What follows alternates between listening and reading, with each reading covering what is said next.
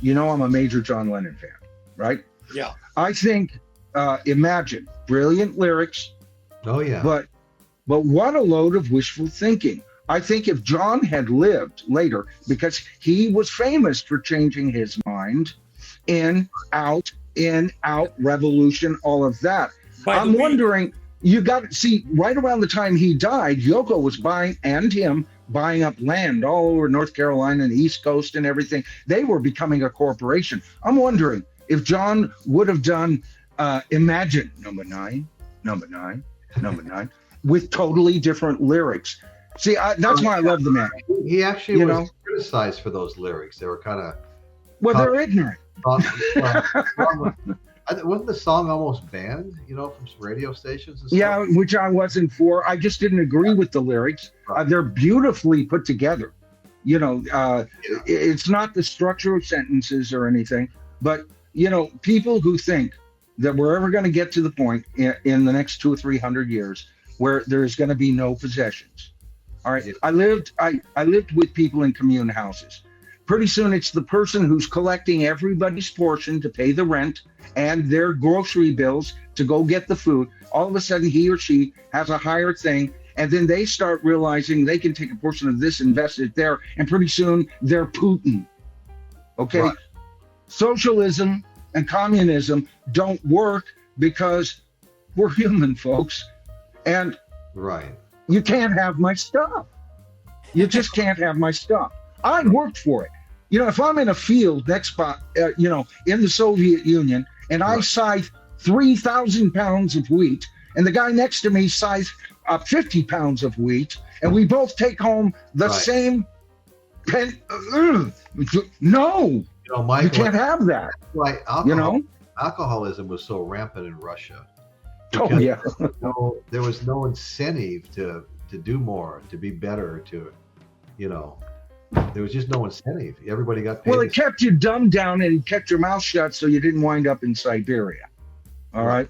Right. I mean, everybody says, in World War II, they called Stalin Uncle Joe. He was our ally. A lot of Americans really liked it. There was a Communist Party very active in America at the time. It wasn't seeing the black eye that it later seemed to get, right? Well, and guess what? They said, well, he's Uncle Joe, and he's a communism, but that Hitler is a fascist. All right? Well, the second they got into Berlin, Stalin was a fucking fascist. Right. So don't tell me fascism starts on the right. Yeah. Okay?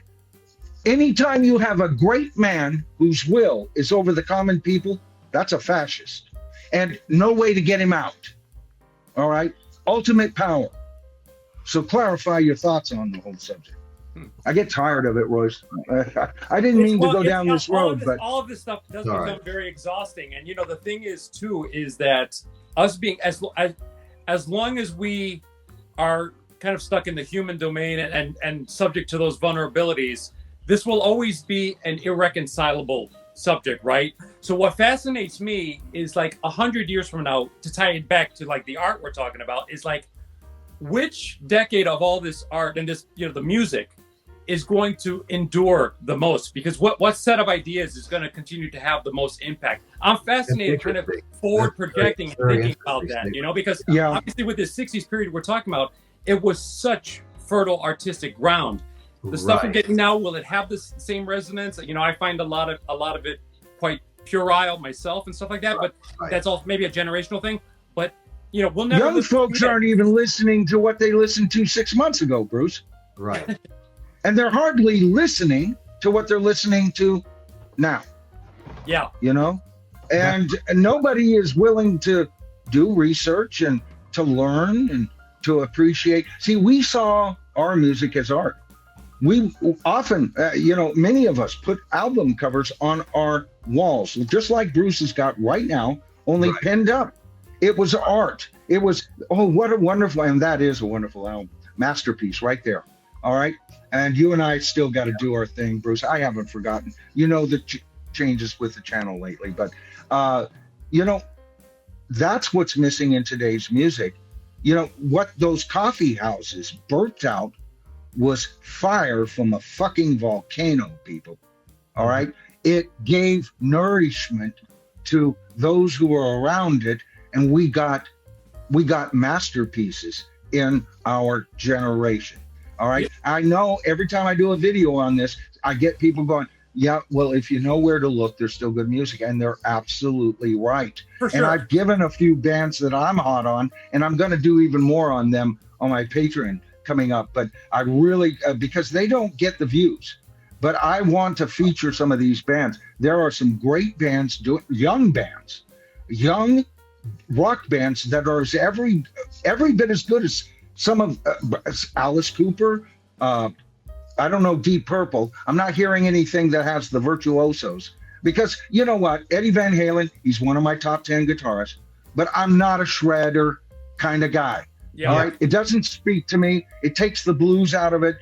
Eddie Van Halen's amazing. I like both versions of the Van Halen group. But I'm not a major fan of that style of guitar because that's really well put. I mean, it was not. Yeah. It was not melodic. It didn't really go with the. Well, it's not just the melodic. So many of them are just playing fucking scale. When I took Robin Ford courses. I got that Australia chap's how to shred within 60 days. I just wanted to know how he did it and everything. And as soon as I started looking into it, and I got a couple little tapping things going, I didn't like it. It didn't breathe. And yet, very much like shredding is Richie Blackmore back in the day. Yeah. All right? Because he was doing tapping shit and stuff before Van Halen. And guess what? I'm so tempted to bring him up into my top 3. Richie Blackmore. All right. So these are the giants that walked amongst us. Well, Zeppelin, Zeppelin, Black Sabbath, and Richie Blackmore were kind of the, or Deep Purple were kind of the at the top. They called them the unholy trinity. That's right. That's exactly right. And I don't think now. Out of those 3 bands, I think Black Sabbath was the lesser. All right. Now, first of all, Black Sabbath's one of my favorite bands in all time. Tony Iommi's a riff master. I love the whole doom and gloom, and I love the fact that they write not about Satan. They write about him, but he's the bad guy in their songs. All right. And Geezer Butler's wonderful. But now, when you move up to Led Zeppelin and Deep Purple, talk about a shade of difference as far as musicianship. Ian Pace versus Bonham, you got to give it to Bonham. Yeah. Bass player Glover can't do what's his name? Richie Blackmore would give Jimmy Page a run for his money any night of the year. He's that good. All right. And then singers. All right. I like Robert Plant, but I could see the more popish coming from Ian is really good. But then their secret weapon. And yes, he can combat even John Paul Jones, Led Zeppelin's secret weapon. And that is, good Lord, the almighty John Lord. He could do anything on the keyboards that Richie Blackmore did. And when they did it, and together them creating almost Bach and almost 18th century modes into the music, they grew to near Led Zeppelin status. They were the shadow hovering over Led Zeppelin, in my opinion, during the 70s. They were the monster. I don't know. I probably don't agree with that, but I left this up for a reason. Marcus Thompson. It's kind of the way I always felt about that song too. I didn't feel like he was trying to espouse communism or anything else. He just says the whole goal is to just imagine the things he's talking about. The sentiments are great. Why wouldn't people imagine peace? And that's kind of how I felt. I didn't really feel like it was a political statement at all. And John Lennon was smart enough to know that, he was savvy enough to know that it was more of an idealized statement. He was really just setting out to write the anthem and get that idea out there. I don't know if he fully believed that John Lennon. Yeah, and if you listen to me, Marcus, what I said was the lyrics are very well written. I feel that some of them. Now he says no religion. All right, I have a religious background, but I hate religion. All right. Religion has done nothing for us, but I believe in God. I'm a Christian. All right. So, organized religion. Yeah. Right. But I don't believe any religion on earth has it now. You know how I found out the truth? I read the Bible from page to page several times. All right. You know, Roger Waters goes and reads some communist manifesto type of thing and comes up with a new world order vision in his mind. I'm busy reading the book, in my opinion. All right. Now, even if you don't believe in God, there is so much to learn from that book, but everybody wants to go out and buy, the Ninja Warrior book on how to be a ninja to succeed in business. You know, I got to a point when I hit 65, Royce, I swear to God, and I'm holding myself to it. No more fucking gurus. I learned my lesson. I'm a full-grown man. I'm my own guru now. I am complete. And to tie that back to John Lennon, that was John Lennon's ultimate message: is be your own hero, be your own guru. Right. And like I said, my favorite artist of all time, singer-songwriter, would be Paul McCartney, only because he got extra time on this planet. Up until the day in 1980 when John Lennon was murdered by a pig shit, they were tied. I couldn't make up my mind which one. I liked John's kind of nasally voice, but I liked Paul's sweet voice, or Paul's rock and roll voice and John whispering. Or I like John's lyrics over Paul's, except for when Paul outwrote John, Eleanor Rigby, although Lennon states he wrote 80% of the words on that. Okay, that's one of two songs that Paul and John disagree with. Yeah. All right. But Paul, on other songs, they didn't disagree with. Blackbird. I mean, that's every bit as genius writing lyrics as anything John Lennon wrote. But then again, John Lennon would turn around. They said Paul was the melody man, right? And John Lennon would turn around, oh, my lover for the, based on a Japanese tonality scale. Oh, and stripped his music bare. That's my favorite John Lennon album, by the way. Plastic Ono Band. Him, Ringo, and Klaus Vormann. Phil Spector in the background, plotting murder, and Yoko knitting or whatever she did on a bed. All right. That's my favorite John Lennon album. Far better than Imagine, which is a classic album and probably my number 2 by John Lennon. But while he was alive, he gave, matter of fact, he was out writing Paul at the beginning. Paul had, some stutters along the way, and his first 2 albums were brilliant, but then he started thinking, well, everybody thinks I'm a shithead. And then subsequent albums, his first album, first of all, with Wings, was, even though it was supposed to be more like a, Dylan in the country kind of recording, haphazard. Yeah. And if you listen to it like that, it's a great album. But then there's some weaknesses I hear on Railroad Speedway. But he finally got it together, and he was writing back on John Lennon's level with Band on the Run. They were so close. I can't choose between the two.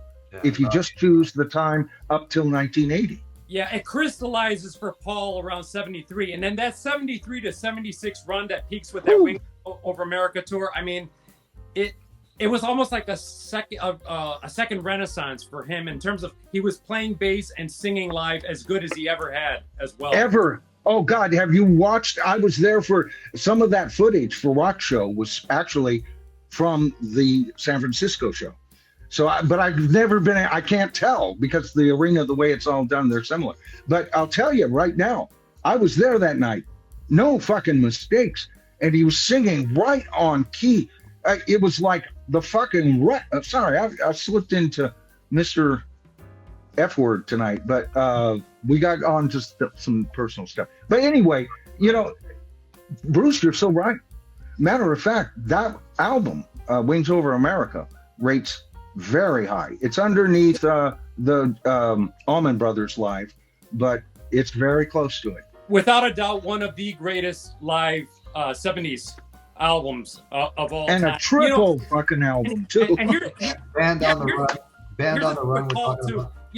Had Paul not done anything beyond 1970, the guy's legend would rest assured, because nobody wrote a batch of songs as good as he did it in the 60s. I mean, you could say Lennon, comparable only. Yeah. But had he not done anything else, the fact that he still did a lot of, especially looking back at it retrospectively, a lot of that 70s stuff was great. Despite what the critics were giving him shit for at the time, a lot of that stuff holds up. And there's variety in it. And I like that you have albums from Paul that are different. Ram is different from McCartney. Wildlife, wildly different. And now when you look at the totality of his catalog, it's brilliant that he has, you just see his musicality in full. It's so wide-reaching, much more than people ever give him credit for. And his use of chords got quite intricate in the 90s and have continued to this very day. He's using advanced chording in his music now, and his melodies are now based on almost jazz ideas on some of his new stuff. And he actually improved as a lyricist, like from Flaming Pie onward. He actually, because everything was sort of impersonal in the 70s. It was like snapshots and like, very distant in terms of the what he's writing about. It becomes much more personal from Flaming Pie onward. He's writing much more about himself. And that album has so much soul. Lyrics went up a notch, and to think that this guy who was already a genius in the 60s has continued to make the effort to improve, I also find very inspiring. I agree.